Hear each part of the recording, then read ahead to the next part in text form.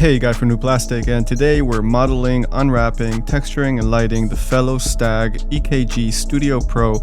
It's the new version of this classic design. If you like coffee, you're probably familiar with this kettle. I feel like it's been a while since we did some box modeling or sub-D modeling or whatever you want to call it. And after all my speed art videos, I felt like maybe I should take the time to do a more step-by-step video. This part of the video is going to be modeling and UV unwrapping. Then the second part will be lighting and texturing in Octane, followed by a Redshift video. You can buy this model on the New Plastic Gumroad. It comes in all sorts of beautiful colors and 2 different versions of the kettle style.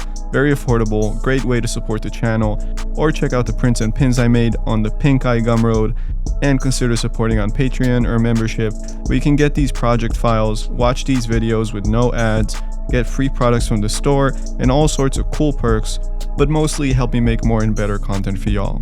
Follow me on Instagram at Ojang or the channel at Brand New Plastic. Join our Discord, subscribe, don't skip leg day. Let's go. Okay, let's start with adding a cube that's the actual size of the kettle itself, so we have this real scale reference. I'll click on this front window and hit Shift V to bring up the viewport settings. I'll go to the back tab, and here I can add a background image for modeling reference.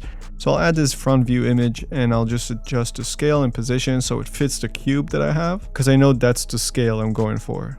And we'll do the same with the top view. One thing to remember is that these images are meant to support and reference and not for exact replication, because the photos themselves have perspective distortion while these windows are orthographic, so you won't be able to match these views perfectly with the background photos. Okay, let's add a disk object and make it fit this part at the bottom where the kettle is at its widest. And you can see already the different views aren't matching perfectly. You can try and adjust it, but again, don't stress it too much. Use them as guides. Let's double the rotation segments on the disk to 32. Hit C to make it editable. Go to polygon mode and select all polygons, and then control and drag them up on the y-axis only to extrude them up. Hit T for scale, and right click and drag one of these axes to scale it down on all axes proportionally. And let's keep extruding up and scaling down until we get the overall shape. I'll add a subdivision surface just so I can see how it looks smoothed out. And I think it needs another edge loop here, so I'll hit KL and add another loop cut right here. Now I can scale it down a bit and make the curve smoother. Let's extrude this loop down a tiny bit. Now I have this seam that forms a separation between the bottom part and the rest of the kettle. Then extrude it again and scale it down at the bottom. And let's add another edge loop here and scale it up to form this curved bottom. Cool, let's do the spout. So I'll add a loop cut right here at the center of where the spout would come out of. And 2 more, one below and one above it at equal distances. I'll select these 4 polygons on the side of the kettle, hit MW and drag to inset them. Then I'll right click, click fit to circle, make sure project to surface is checked, and drag down to shape these polys into a circle and scale it to the size of the spout. Some of these points are misaligned, so I'll hit UM and drag across them to select all of them. Hit MU, and here I can zero out all of them at once on the Z-axis. Now they're all aligned perfectly in the center. I'll inset them again slightly to form a tight seam here. And now I can just control and drag them in the front view window so I know they only move along the X and Y axis, and keep extruding till I form this overall shape of the spout. And I'll inset the ending. And let's move around these points to shape the opening of the spout. Maybe add another edge loop here to create this curve. Something like this. And move around these points to form the shape. Make sure your selection has visible only unchecked, so you can select the points on the other side of the model as well. Let's delete this to open it up. I'll actually hit UB and select this top poly ring and delete it. Then select this one, shift and select the one at the very base of the spout, and hit UF to select all the polys in between them. Then I'll hit MT and extrude all these polygons to give the spout some thickness. Okay, not bad. I'll just manually adjust some of these points to shape the opening a bit nicer. That's better. And I'll select these 2 edge loops and bevel them slightly. Yeah, I like that. Maybe just pull these points up a bit so the surface is a bit more flat. Yeah, that's fine. And you can see that from the top view, the spout length is not aligned, but again, that's probably because of the camera perspective distortion, so I'll just ignore it. Okay, something looks off about this connection here. From the inside, you can see we only have one hole, which doesn't make sense. So I'll select this poly ring and delete it. And yeah, now you can see the surface connecting to the outer layer of the spout with the inner layer not connected to anything. We're not going to worry about that. And now the outside looks better. I'll make another loop cut here to make it sharper. Okay, let's bevel this edge here. And should we make a hole for the handle here? Probably not. It's just overcomplicating this for no reason. Okay, let's just do the handle. I'll add a cylinder, bring it over here, adjust it. Don't need any height segments. Make it editable. And I'll just scale up this edge only on the y-axis. There's a little slope here. Okay, let's add another cylinder and adjust it to form this part of the handle. So I'll select this side, scale it on the y-axis only, extrude it, scale, extrude, scale. As you can see from the top view, the handle isn't getting any wider, so only scale on the y-axis. I'll stop here, add another cylinder, and do the same with the top part of the handle. I'll just place it here very roughly, and add another one, and place it roughly along the bottom part. And I'll just grab all these parts in the center and make them overlap. And I'll do it very roughly because I'm actually going to put them all in a volume builder to connect them all together. Make the resolution a lot higher.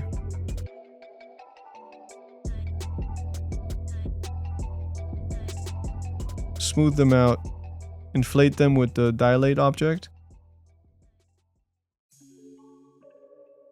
And this looks fine. Let's current state the object, this whole thing. And I'll hit MI to bring out the magnet tool and change it to mode to smooth. And I'll just smooth out these corners to round out and smooth out the topology and make it all fall into the correct shape. Maybe nudge some of these polys around. Yeah, that's fine. Now, because this is a pretty straightforward shape made out of cylinders, using the remesh object will actually produce pretty great results. I'll bring the density to 20% and activate symmetry on the z-axis. I mean, that's pretty great. Now I just need to fix all these edges, so I'll delete all the polygons around the edge. I'll hit MD for the fill hole tool, make sure it's set to grid, and click to fill the hole. It's pretty janky, so I'll select all these polygons, right click and select flatten, and just drag to flatten them. Nice. Now just adjust them to fit the shape and do that with the other ends as well.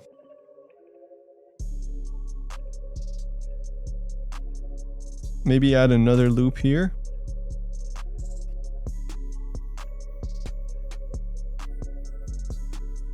And the topology is a tiny bit wobbly, so I'll just use the relax brush again with symmetry turned on. Careful not to touch the edges, and paint over to make the polygons relax and remove the wobble. Let's bevel all the edges.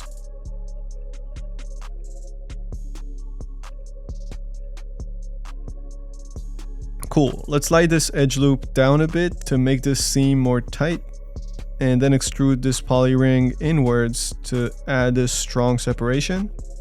And add a bevel to the outer and the inner edge loops to make them real sharp. There you go. Okay, let's name some of these because we're starting to get disorganized. And let's make this inside part. I'll select all these top faces, hit T for scale, and hit Control while left click dragging anywhere outside the axes. This will extrude the polys inside, kind of inset them. Then I'll extrude them downwards a bit, inset them, extrude down, extrude out, extrude down, and keep doing it till I get this shape of the inside part. In the center of the bottom part of the kettle, there's a circular notch kind of thing where the charging part locks in, but we'll take care of it later. Let's bevel all these edges to make them crisp. Then I'll select this outer ring and hit UP to duplicate it into a separate object, which I'll use to make the lid. Extrude it up, then extrude the edge loops in. And I'll keep extruding a little bit and pulling it down each time to gradually create this kind of curved slope that the lid has. Fill the hole with the grid. Nice. Let's make this curved steam escape hole now. It's a bit hard to see it, but it's right here on the top view. So I'll select these polys here. The normals are flipped. I can try to align them with UA, but it doesn't seem to work. So I'll just select this ring and then fill select the inside, then hit UR to invert the normals. Okay, now I'll select these 3 polys. And actually, let's slide the edge to give them a slight oval shape. It seems like we have 2 duplicate edges on top of each other here. Yeah, to fix that, we can select all the points and hit UO to optimize points, and that'll get rid of any duplicate points. Now if we slide the edge, yeah, that fixed it. So I created the hole here, but I felt like it was too close to the edge of the lid. So I undid everything and selected the 3 faces a bit further away from the rim. Inset them. And the wireframe looks good. So I'll extrude them all the way down. Flatten that side. And I'm hitting this button here to solo the object I'm working on in the viewport. Okay, let's extrude this loop inside. Extrude it down. I'll add another loop here and extrude this ring out a little. Bevel this loop. Add another loop here. And extrude this ring up to create this indentation along the rim. Bevel this edge. And bevel this edge as well with a slightly larger bevel. Let's extrude in this loop at the bottom. And I'm looking at the top view and I'm trying to match the amount of loops that the top has so that I can smoothly connect the hole we made from the top to the bottom. Fill with grid.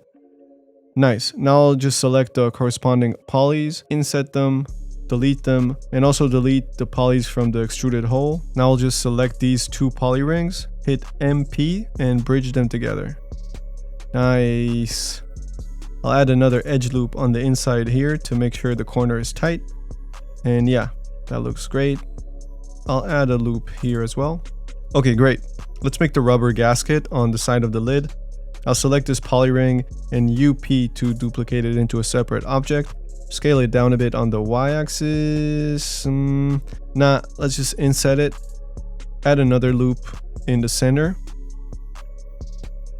And scale it up to kind of puff up the center. And let's select all the edge loops. Damn it, the viewport solo keeps glitching out when the subdivision surface is on. Let's bevel all these edges. Okay, let's turn off the subdivision surface because it's just glitching out the viewport solo. Very tiny bevel. Nice. Okay, looks good. Oh, it looks like we don't have a backside here. Let's extrude this loop down and bridge it with the other loop. Bevel them a bit. Yeah, nice. Okay, maybe puff it up a bit more. And maybe bevel this all the way up to sharpen the beginning of the puffing part just a bit. Okay, and maybe just for fun, the gasket has these kind of cutout parts. Let's try and make them quickly. I'll add a loop on the backside, select these edges, bevel them out. Okay, and let's delete these faces. Hit ME and control drag one edge onto the other one to connect them. I need another loop here. Connect these ones, do the same here. And I'll add 2 loop cuts here, connect these edges, and just fill these holes. And they're all nice and quadded up. Do the same on the other side. Not the prettiest topology, but it's such a teeny tiny part of the mesh, I don't think it matters. If I go to the Fong tag, I can select angle and area weighted, and increase the Fong angle. The edges look a bit better, but we're still getting that nasty Fong break artifact there because of the engons we created on this 5-sided polygon. Maybe if I pull this point back in a bit, it's a bit better. What if we bevel this edge? Now we still end up with an engon. Man, this is such a non-issue, you'll never notice this, but maybe if I pull these points in just a bit. I mean, yeah, that is much better actually. Wow. There's still a tiny bit of artifacting, but we're literally never gonna notice it. Okay, now we need to duplicate this a few times along the gasket. If I select this ring, go to mode, project info, and selection, I can see how many polys are in this ring. 32. Which means we need to duplicate 4 polygons 8 times. Cool. Let's select all these polygons in this part, which is 4 polygons across. UI to invert selection and delete. Put it in a radial cloner, 0 radius and count of 8. Perfect. Make editable, merge all the parts, select all the points, and UO to optimize. We got rid of all the duplicate points and connected everything into a single object. Nice. We did it. Anything else here? Maybe bevel this edge a bit. Yeah, that's it. Let's make the lid handle. I'll select the center patch, UP, extrude up, extrude, scale, and repeat to shape the handle.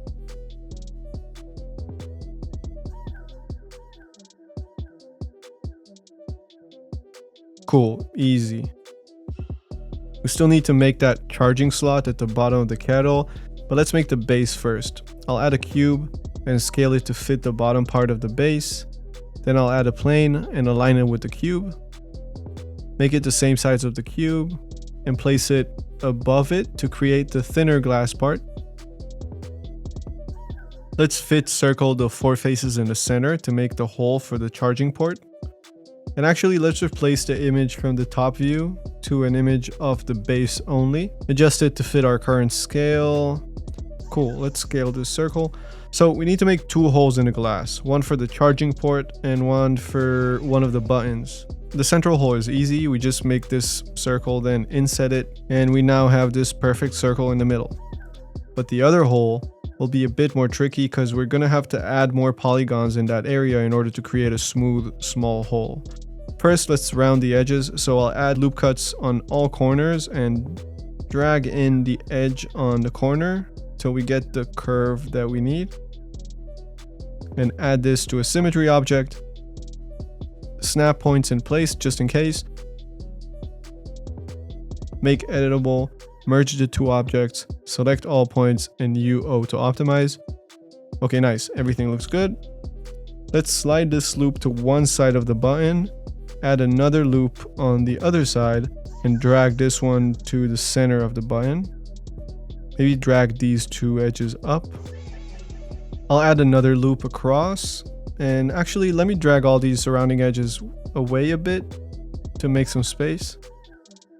And I'll inset these polygons, then right click and subdivide them. And I just created a bunch of n-gons, so let's fix it. I'll add 2 cuts here, same here, and here, and here. And I'll remove these edges to basically convert them into quads. And I'll select all these points and scale them down a bit to drag them all in a bit so they won't align on a straight edge with the points near them. Let's inset this whole thing and then fit circle. Yeah, that looks great. Let's inset it one more time, and now we can delete it and we have a nice circle without having to subdivide the whole mesh or get ugly topology. Let's also delete these faces in the center. Beautiful. Actually, I want to add more edges to this central hole to make it smoother. So I'll add all these loop cuts around it while holding shift so they'll snap to the center of each polygon.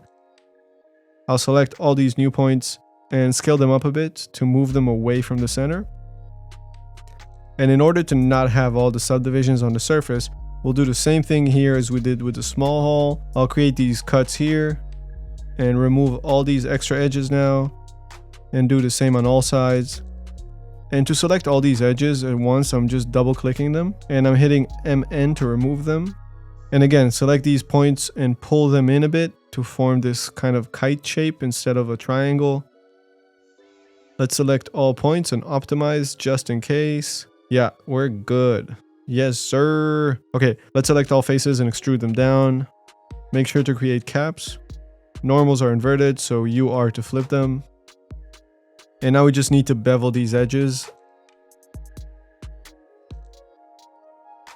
as well as the edges of the hole.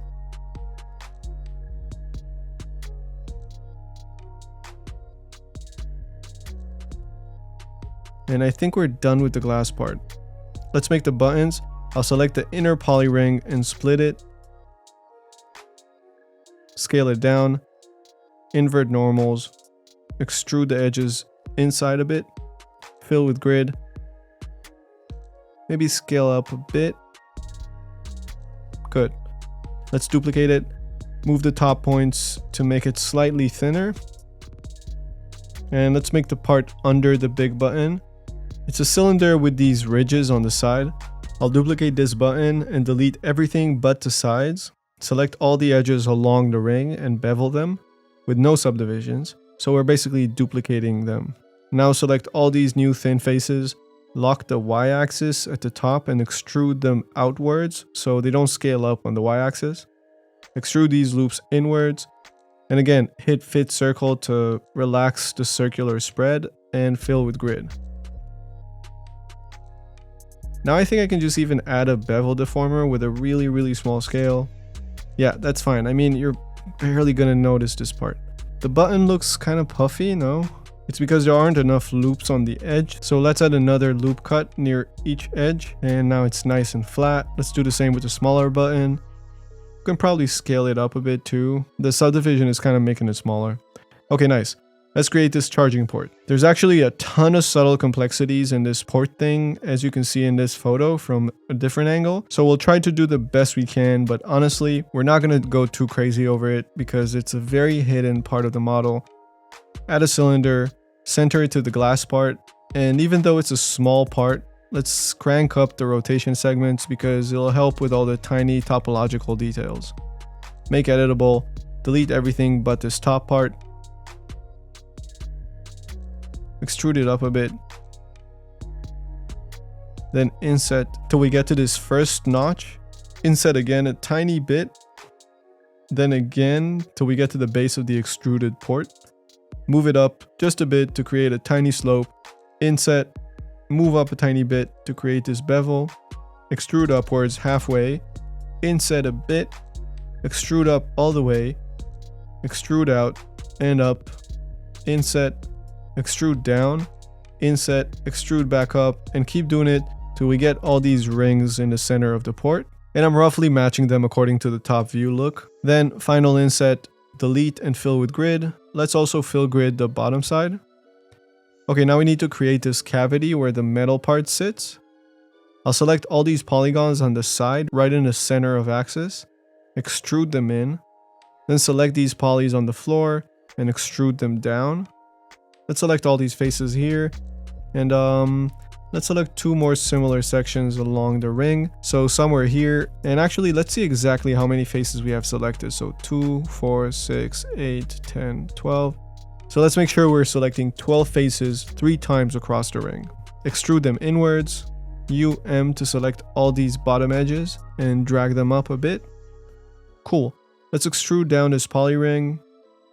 And I think we could just add a bevel deformer with a tiny scale like 0.01. And it looks pretty good, honestly. Maybe even smaller, 0.001. And add a subdivision. And maybe change the miter to patch. Let's see. Yeah, maybe patch is better. I mean, honestly, this is perfect for such a small and hidden part. Yeah, looks cool. We're getting some artifacts here. Maybe no subdivisions on the bevel. Yeah, that might be better. The Fong tank doesn't make that much of a difference. I think we're good. Let's move on. Let's create that metal piece. I'll add a cube. Adjust it to fit the cavity we made. Let's add a loop here and pull it out a bit. And 2 more and pull them out too to curve out the surface a bit. Add a loop cut here. Pull these edges down. Let's duplicate the bevel deformer onto this one. No, let's select all these side faces and inset them.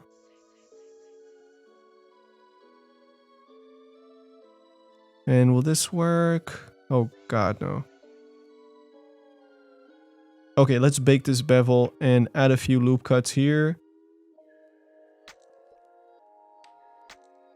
Now I'll just add this square cut loop here and add another one here. Slice these corners, and these corners, quads all around. And yeah, that's pretty great. The bottom part is nasty, but I don't care. You won't see it. Let's put this in a symmetry object.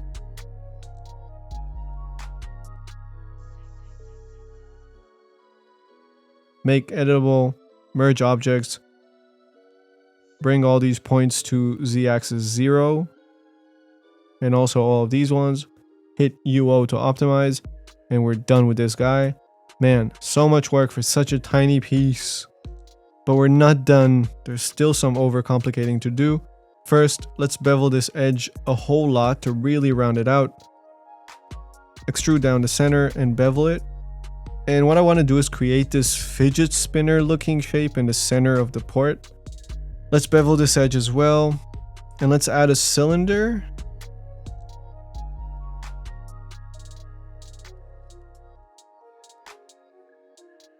And let's duplicate the charging port just so we have a backup in case we are gonna mess up this one.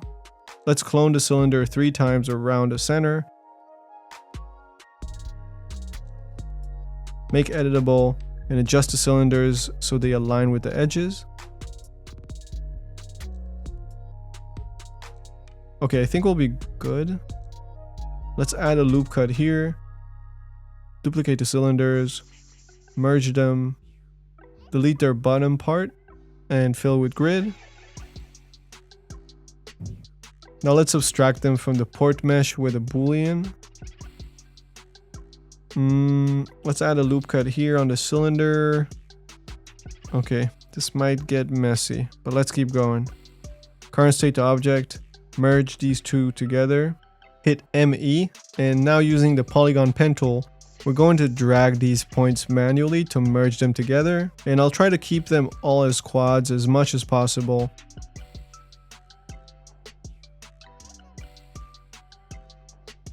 This bottom part is kind of tricky, but I'm not thinking too hard. Again, this is such an insignificant part. It doesn't have to be perfect. Let's just thug it out.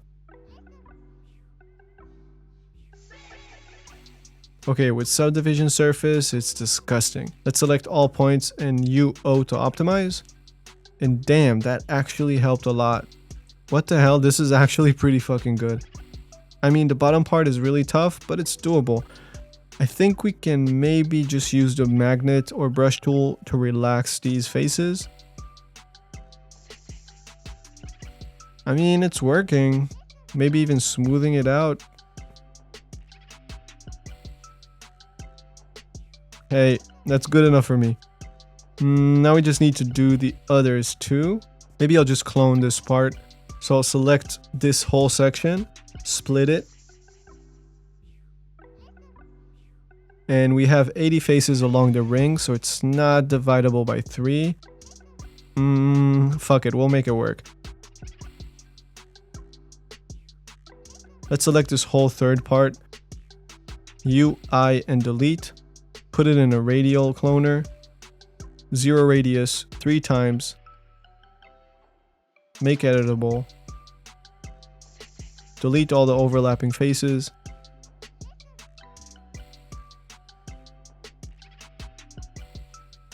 select these neighboring loops and MP to bridge them together. Just slide these loops to the center, and honestly, I'm good with this. And really, we can keep this center part separate from the rest of the model. You're not going to see this seam even if you try. Just need to fill the center with grid. That's it. Now we just need to take care of the bottom part of the base. So let's do it real quick. Let's add a loop cut next to each corner to match the corners of the glass part. Bevel the top and bottom edges. And we're kind of matching. Maybe scale up the bottom part a bit. And slide those corners and slide those corner loops inwards a bit to round out the corners a bit more.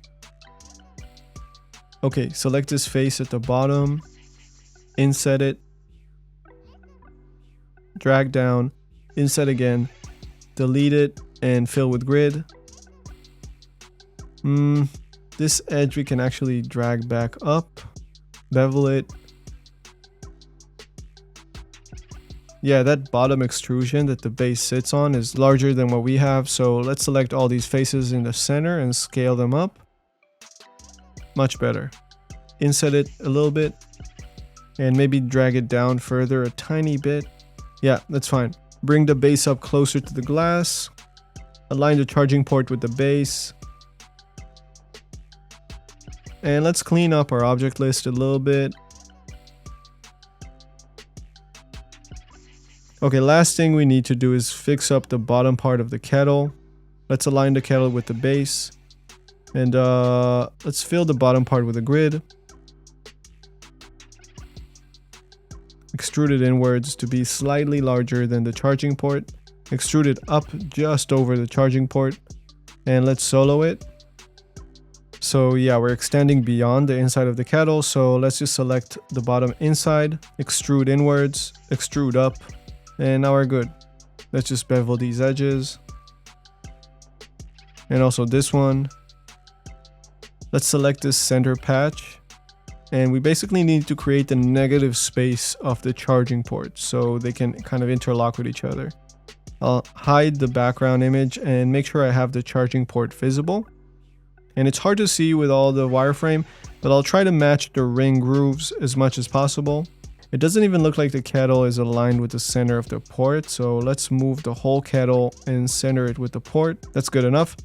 Okay, so extrude the center inwards, then again, and again, and again, matching all the grooves of the port. Let's solo it, select every other ring, and pull them back out, maybe slightly inwards. And it looks like the bottom part is pushed downwards a bit, so let's bring it up slightly as well. Awesome. Let's zoom in on this edge and bevel it. Maybe pull this loop inwards a bit.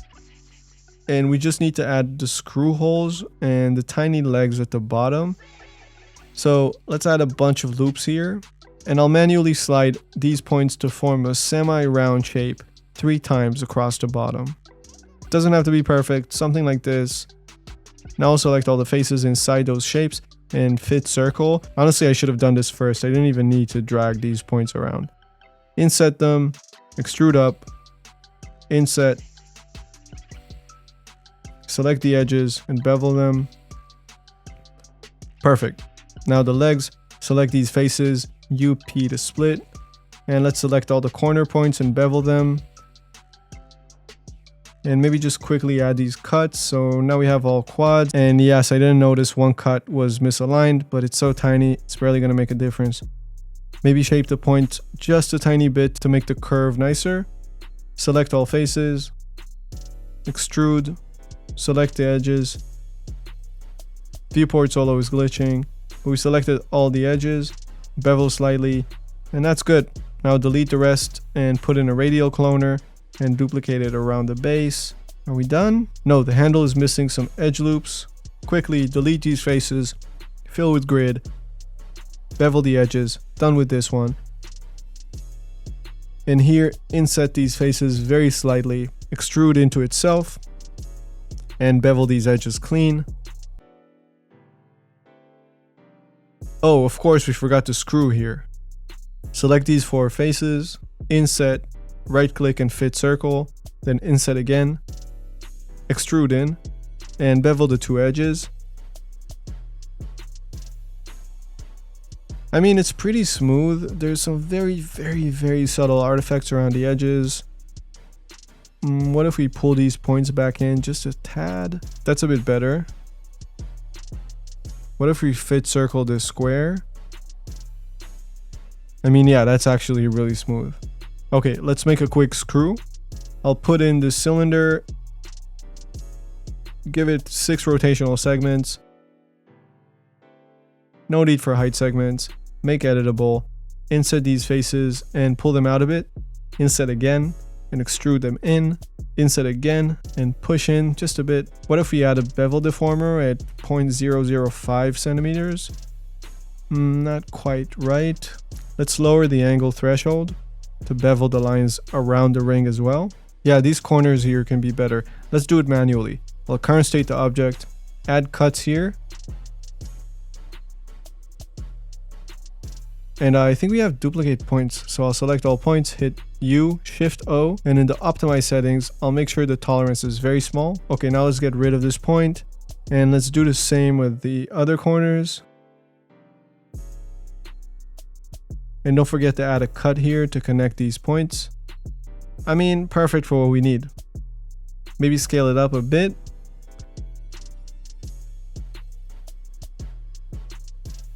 And let's duplicate it and put 3 of those at the bottom of the kettle too. And man, I think we're done with the modeling. Woohoo! Okay, I'll organize and rename everything, and let's move on to UV unwrapping this thing. Let's shift to the UV edit window, and I'll set UVW from projection, which I usually set to flat projection. And with this small and simple shape, I can just hit the automatic UVs at cubic mode. And yeah, that looks fine for this tiny thing. The edge seams are in between similar sized polygons, which will reduce distortion by the subdivision surface. We'll touch on this in a minute. Next, I'll set UVW from projection. Again, usually set to flat for me. And will automatic UVs work? Make sure no face is selected and try again. And I mean, this can work for such a tiny part, but fuck it, let's do it manually. Let's set viewport clip into tiny, and I'll select these 2 edge loops. Here I have a larger polygon on one side and a smaller one on the other side. If I set the seam here, the larger polygon will tend to stretch and distort with subdivision surface activated. So I'll make sure I'm creating the seam where the more visible polygons are the smaller ones, preferably where both polygons are the same size, but sometimes you don't have that. I'll set 2 more edge loops here, and again, the larger polygon is the one that's less visible. Another one here, and here these 2 polygons are more similar than the surrounding ones. Here and here, and I'll select all these loops while again keeping in mind that I want to keep the smaller polygons on the visible side. This whole center loop as well, and I'll select the loop that's going all the way through the center of everything so I can split all these rings into 2 parts, which will save up on UV space. And since the middle part is not actually connected to the rest of the mesh, it won't slice it, and I'll just deselect these edges at the bottom. And I actually need to split the ring at the center too. Hit UV unwrap a few times, and let's go to the UV packing tab where I can distribute the islands more efficiently and hit apply. Geometric mode is fine, but rasterized mode will rectangularize the islands as much as possible, which will use up the UV space much better and usually will result in better texturing, especially when it comes to programs like Substance Painter. Once I did that, I can go to the geometric mode where I can set a larger buffer area around each island, so I'll hit apply, and this is great. The bottom piece, set UVW from projection, and I can just automate UVs at cubic. And yeah, that's fine. Seams are right in between similar sized polygons. Great. Glass part, set from projection, automate with cubic. These seams are good. These whole seams can be better. I'll select the poly rings I want to unwrap again. So it's these ones right here. And I'll hit unwrap again, scale them down, and okay, these polygons are here. So let's connect these polygons to the top island. I'll select this ring, and no, actually I'll select this loop, and you can see it's connecting this inner hole and these parts. And I'll hit UV weld to weld them together. Then I'll click on one of these faces, UW to select all connected faces and unwrap. Nice, now they're all connected and relaxed together. And looks like these points got disconnected, so I'll select all these double points and hit weld. And I need to weld these pieces together too, but the pieces are reversed, so I'll move these pieces over here.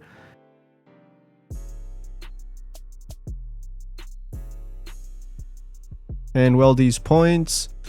Actually weld the edges, it'll be quicker. Select faces, UW for all connected faces, and rectangularize. And I want to weld these parts here too, so I'll weld these edges.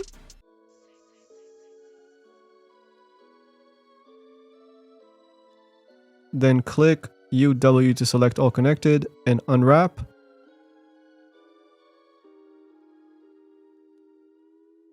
Let's UV pack rasterized, then UV pack geometric. Nice. Small button, I'll select the middle loop out of these 3. Same at the bottom, and select all these edges on the side, unwrap. Actually, I'll select the edges on the other side too, and unwrap again. It's overlapping the 2 ring parts. Let's UV pack, maybe rasterized. Yeah, here are the 2 parts. Let's pack geometric again. Cool. And one important thing, I'll go to the View tab and select Filled Polygons. This will paint the flipped islands blue. So you can see I have 2 flipped islands here. I'll select some faces, UW to select all connected faces, right click and mirror. Then pack it again. And let's quickly go over all the previous UV tags to make sure we don't have any flipped islands. Okay, big button is exactly the same as the small button. And this bottom part of the button doesn't really matter. You really barely see it. I'll just select this loop. Actually, you know what? I'll add another loop here and here. And I'll select the middle edge loops and then the edges on the two sides of the ring. Unwrap it, pack it, flip the blue ones, rectangularize these rings and pack again. That's it.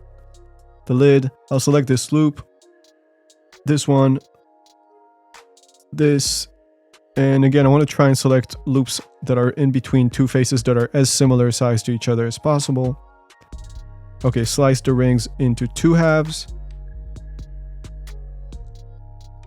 And slice this inner ring, set from projection, unwrap, pack it, flip the blue ones, pack again. Let's do rasterize to rectangularize it. I actually don't like that it made the center disc a square. Let's undo it and just manually rectangularize all the rings and pack it. Cool. Lid handle. Weird. Let's delete this bottom face and fill hole with grid. Select this loop. Let's add another loop here so I can select this one and have an equally sized polygon on either side. And these two. Cut the side rings in half. Set from projection, unwrap, flip the blues, rectangularize all these and pack it. Gasket, set from projection. Maybe we can just automate this. I don't know. Oh, by the way, I added a few edges here when you weren't looking, but it doesn't really make a difference. Okay, let's do it manually. I'll select all these rings.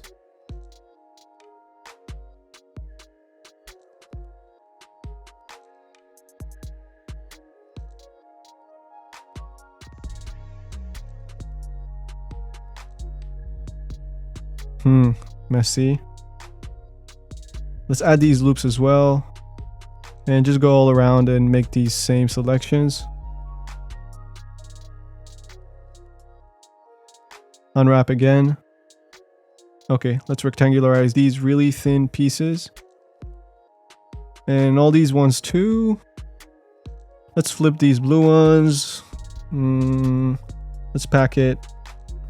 Yeah, this should be fine. Let's just flip these. Cool. Cool. Screw. Let's select all these loops. Set from projection and unwrap.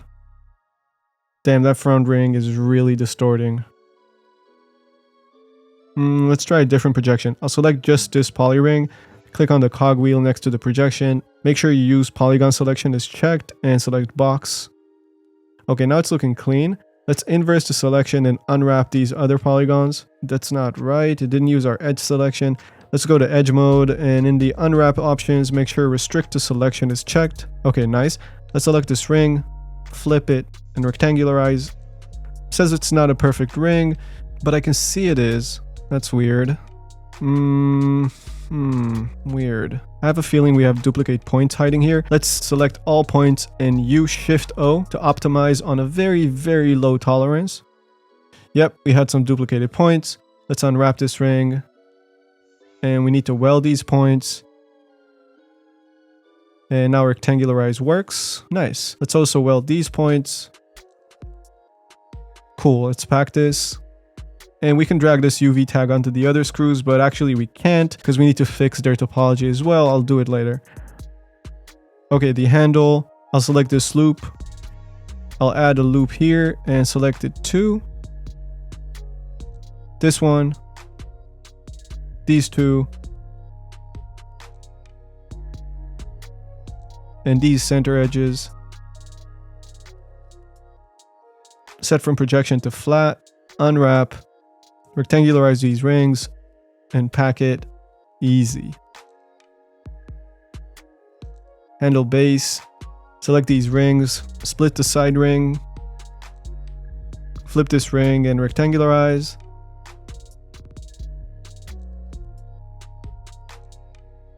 Okay, the body. This will be slightly more challenging. Okay, let's select this middle loop here, this one here,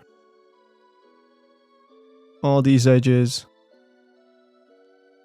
all these, this center loop, and on the other side, let's add another loop here and select the one under it.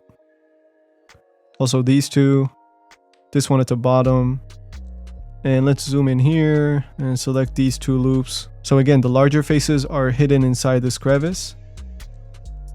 All these ones at the bottom. And let's split the inside and outside here.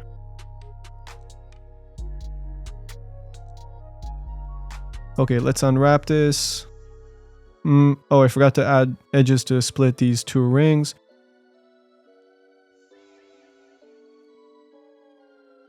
Unwrap again. And the tricky thing really will be to rectangularize this part. The rest is easy. First, let's flip all the blue ones. And let's rectangularize everything we can.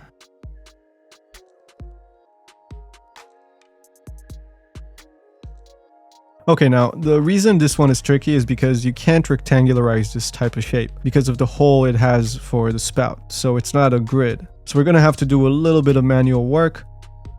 Let's select all these faces, and since this is a grid, you can rectangularize it and do the same for this side. Let's select all these points in between and move them up.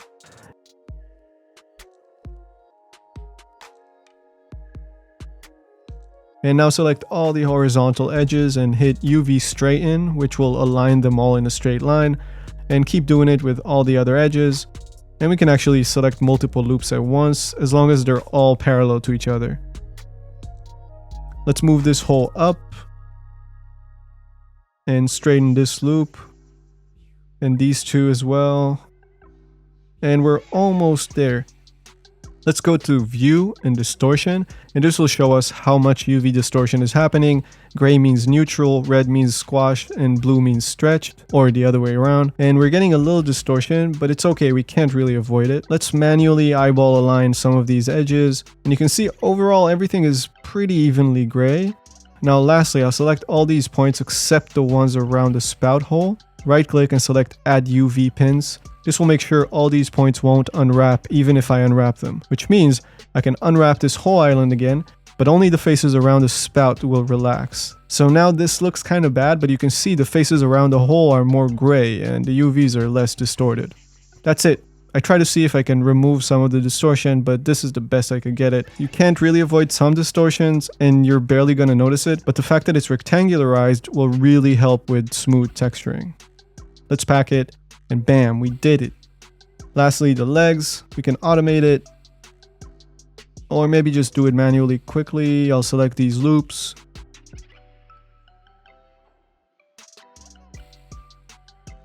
Slice the ring on the other side as well. Pack it, rasterized, and geometric, and we're done, baby. I'll stop here, and in the next video we're going to texture and light up the scene and make it all beautiful in Octane, and after that we'll do it in Redshift as well. Let me know if you enjoy these type of videos with a more granular approach to a complete workflow that includes modeling, UV unwrapping, texturing, and lighting. Is there a certain part of the workflow you care more about than others? Is it better or is it worse to split them into two parts? The way I see it, there's more convenience in having them all in one part, but on the other hand, having two separate parts make them more accessible to someone who's looking for only the modeling part or only the texturing part, especially once I make a Redshift and Octane texturing version. Not to mention it takes me double the amount of time to make a full workflow video versus a split video, but I don't know, let me know your thoughts. Again, you can find this model in two different versions and in different colors on the new plastic Gumroad, or you can get this project file on my Patreon or membership. And a big shout out to all my extremely intelligent patrons and members you see on the screen right now. I love you. Have a great day. Peace.